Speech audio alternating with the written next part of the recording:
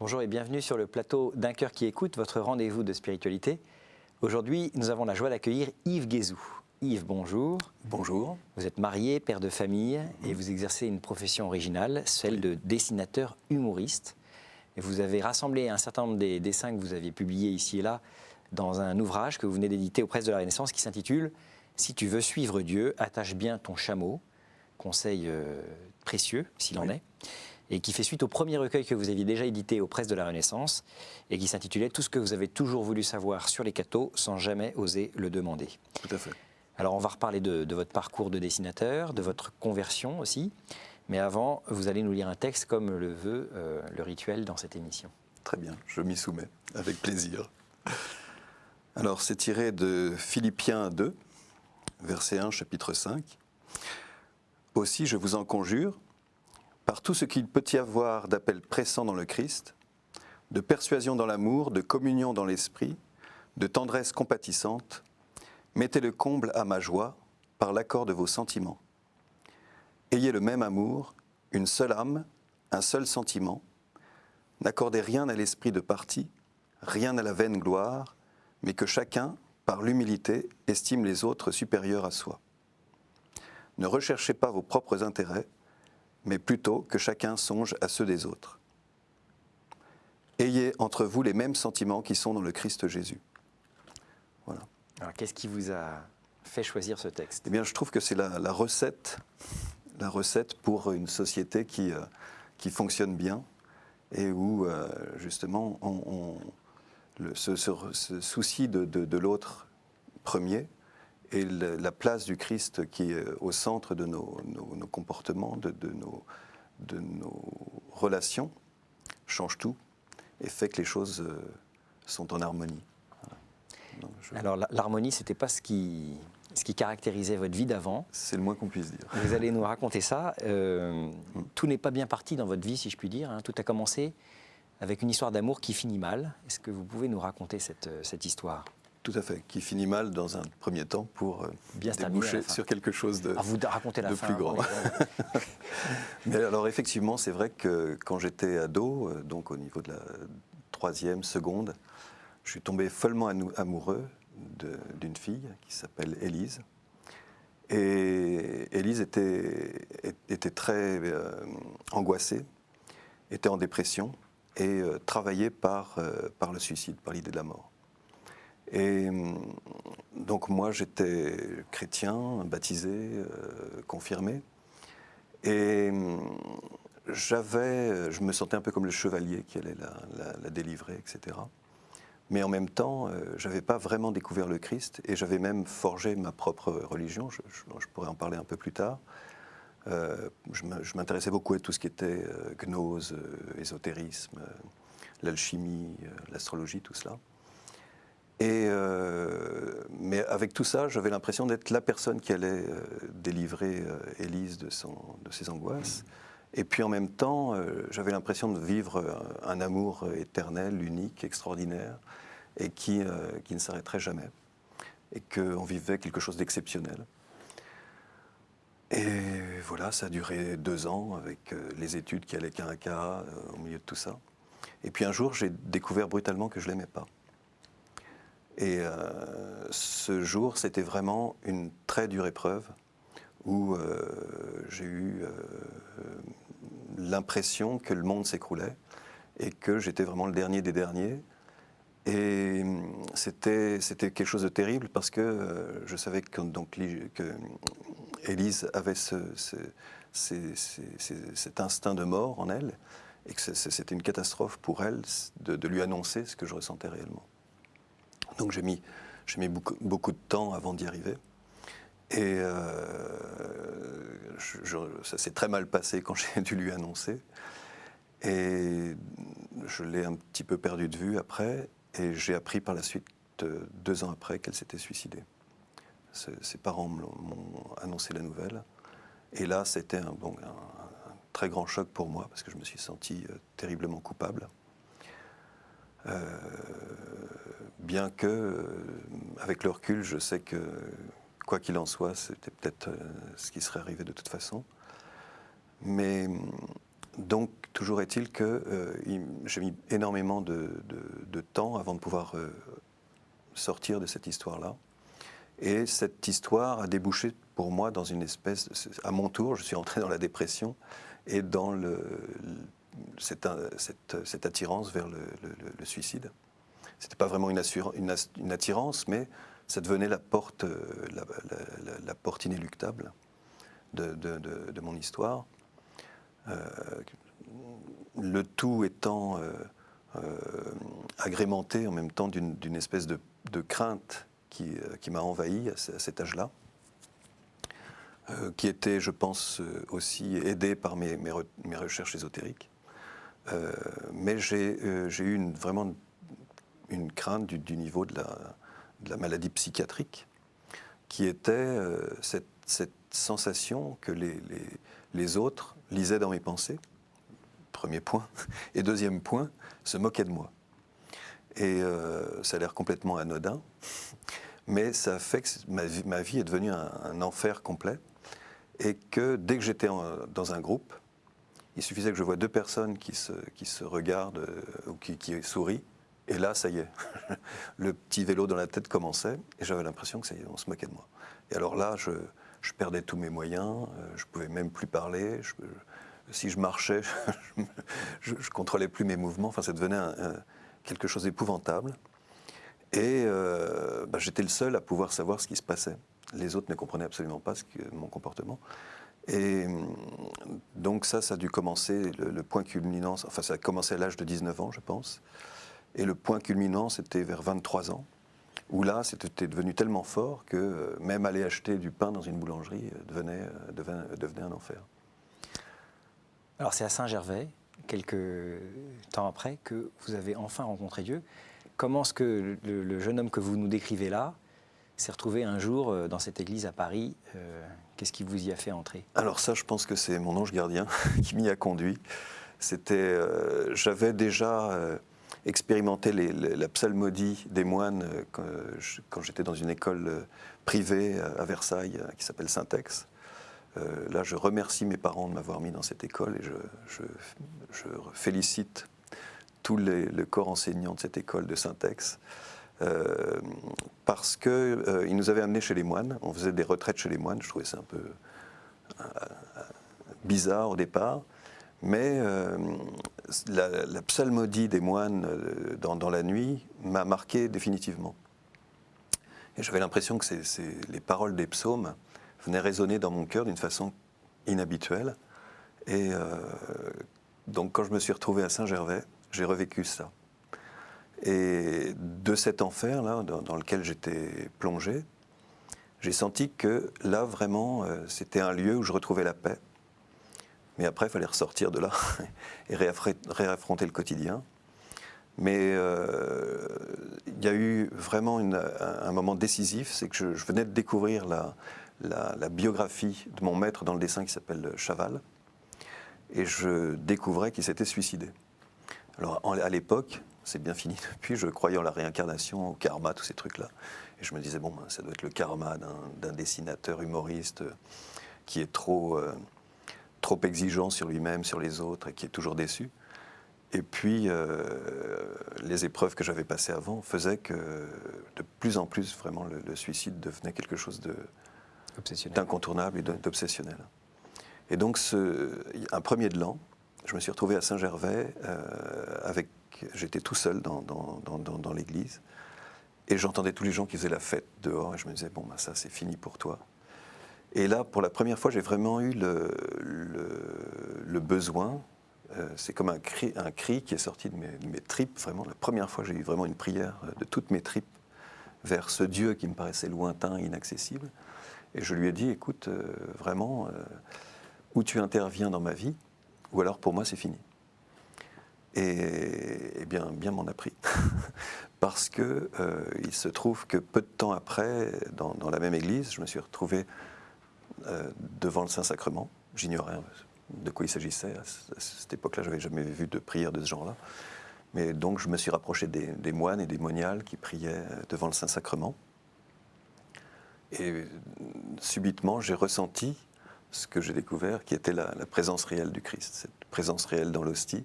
Donc là, vraiment, j'ai senti le Christ présent, ce Dieu à qui j'avais demandé d'agir dans ma vie, il était en train d'agir là. Et il agit d'une telle façon que je me suis retrouvé par terre à pleurer, mais des larmes de joie. Et j'aurais voulu que ce moment ne s'arrête jamais. Et là, j'ai vraiment vécu ce que j'ai retrouvé après dans Isaïe, cette consolation, Dieu qui console son peuple, etc., et qui m'a remis debout, j'ai senti toute sa puissance de miséricorde. Et bien sûr, il n'y aurait pas de mots suffisants pour décrire cet état de joie dans lequel j'ai été, mais il y a eu un avant et un après. Alors dans cet après, il y a eu une rencontre avec celle qui allait devenir votre femme après, Voilà. Ligia, que vous avez aussi rencontrée à Saint-Gervais, si j'ai bien compris. Absolument. Et Ligia elle-même avait vécu la même résurrection que moi, après aussi une période de dépression. Et Ligia, elle est passée par le communisme. Donc elle n'a pas choisi la même voie que moi.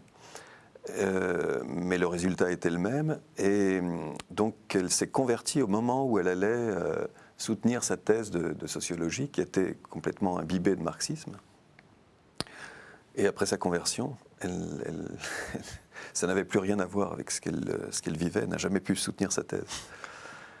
Incroyable. Alors, vous vous êtes vus, vous vous êtes plus, vous avez décidé de faire votre vie ensemble, vous vous êtes mariés, et vous avez décidé de remettre les clés de votre vie au Seigneur. C'est lui qui désormais devait conduire votre vie. Absolument. Et vous avez donc décidé de partir à Jérusalem avec Ligia. Ah oui. Et là, vous avez senti l'appel, tous les deux, à partir pour rejoindre Point Cœur au Brésil. Comment ça s'est passé, ça ? Tout à fait. Alors c'est vrai que cette prise de conscience que Dieu nous avait mis l'un en face de l'autre était vraiment d'une grande clarté. On s'est mariés 6 mois après s'être rencontrés.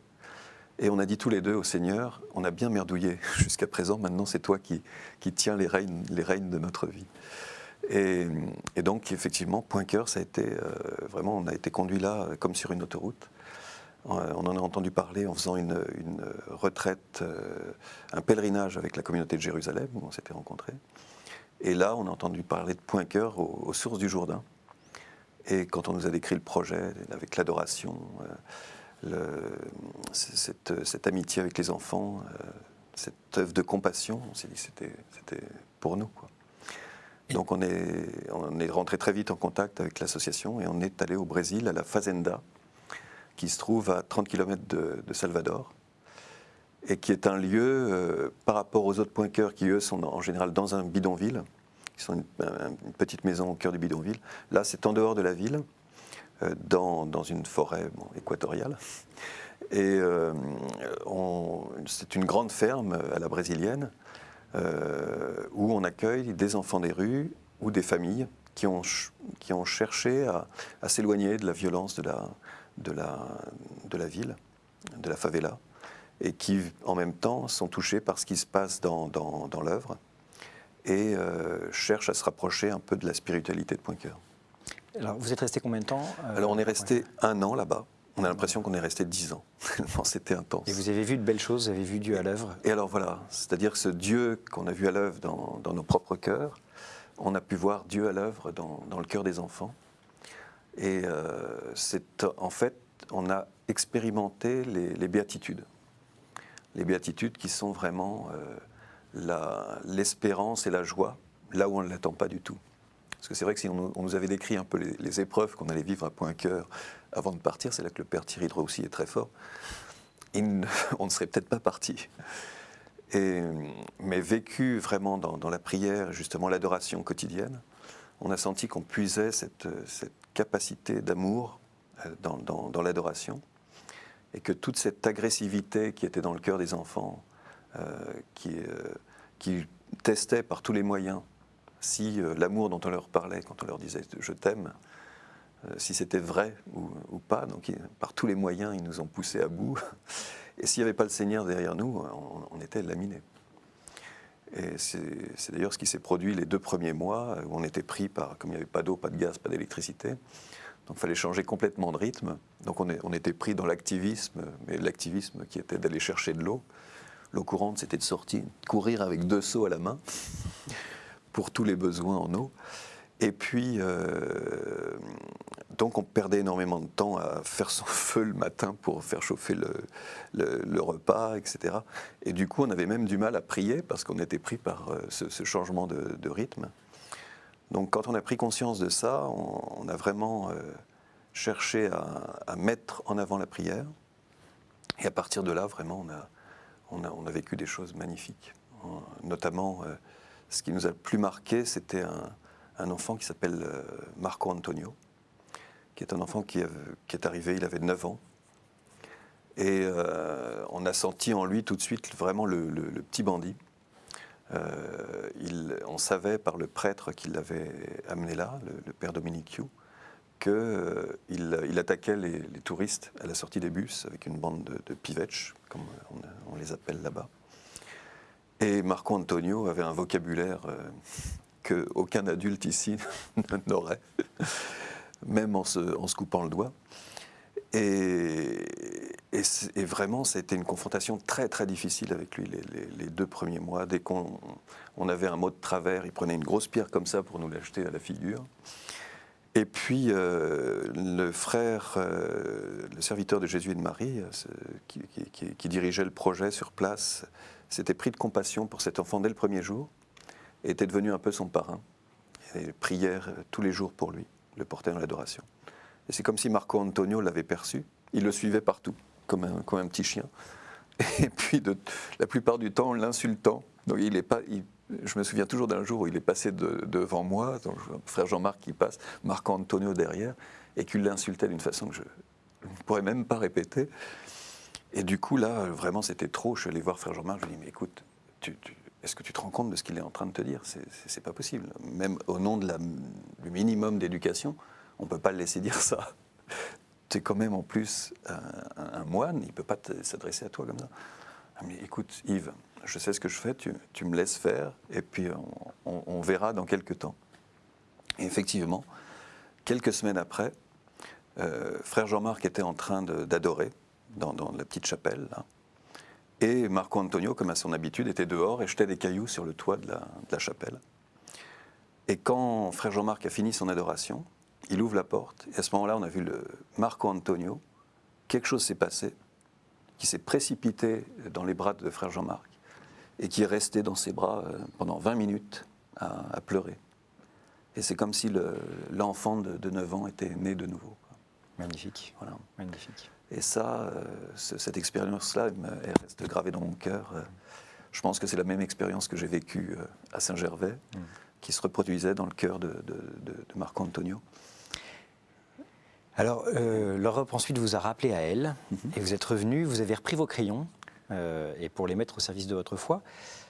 Comment ça s'est passé concrètement, ce retour au dessin, et puis au dessin au service de l'Église ? Alors, au service de l'Église, ça n'a pas été tout de suite, parce que c'est vrai que j'avais à cœur d'exprimer ma foi et ce que j'avais vécu au sein de l'Église, cette rencontre profonde et vraie avec le Christ. Mais je n'arrivais pas à trouver le ton juste. Je ne voulais pas que ce soit ni mièvre, ni trop caricatural. Et donc, quand je suis rentré, j'ai contacté tous mes clients habituels. Il y avait Nathan, Hachette, Le Point, l'Autojournal. Voilà. Et ce qui est assez étonnant d'ailleurs, c'est qu'on fonctionnait vraiment avec la Providence. Et l'année où on est rentré de Point-Cœur, c'était en juillet, j'ai eu immédiatement des commandes et j'ai jamais eu autant de travail que pendant cette année-là. J'ai jamais pu me détacher de ma table à dessin pendant 1 an. Et tout d'un coup, ça s'est arrêté. Et pour nous, c'était un signe que le Seigneur nous appelait autre part. Donc on a prié. Et dans la prière, je l'écrirai dans un livre un jour, ce serait un peu long à raconter. Mais donc on a été amené à aller dans le sud. On s'est rapproché d'une communauté des Béatitudes à Nîmes. C'était à Marie Porte du Ciel. Et là, on s'est mis au service d'un prêtre pendant 3 ans. On a vécu des moments extraordinaires. On faisait le pont entre le curé de la paroisse, le prêtre des Béatitudes était détaché sur une petite paroisse. Nous, on habitait dans le presbytère. Et on faisait le pont entre les paroissiens, la communauté et le curé. Et là, on a vraiment vécu des années extraordinaires avec notre fils Bruno. Et puis ensuite Michaela. Et je cherchais toujours à exprimer ma foi, donc je faisais des recherches, mais je n'arrivais pas à quelque chose qui me satisfasse. Et ce qui m'a forcé à me jeter à l'eau, c'est une commande des Béatitudes, justement, les éditions des Béatitudes, qui étaient Enquête sur Jésus-Christ, où là, donc, je ne pouvais plus reculer. Et pour d'ailleurs pouvoir aboutir mon sujet, je leur ai demandé, je leur ai dit d'accord dans le contrat, mais que j'aille faire une retraite chez eux pour mener à bien le projet. Et là, j'ai vraiment trouvé le style qui convenait. Ça a été vraiment une grande joie. J'ai pris énormément de plaisir à illustrer ce livre, qui est une découverte du Christ vu de l'intérieur, enfin les évangiles vus de l'intérieur. Alors ensuite, vous avez collaboré à différents titres de presse, notamment Il est vivant. Vous avez fait aussi d'autres illustrations pour les livres du Père Trevet aux éditions de l'Emmanuel. Je suis au 4e livre avec lui. Voilà.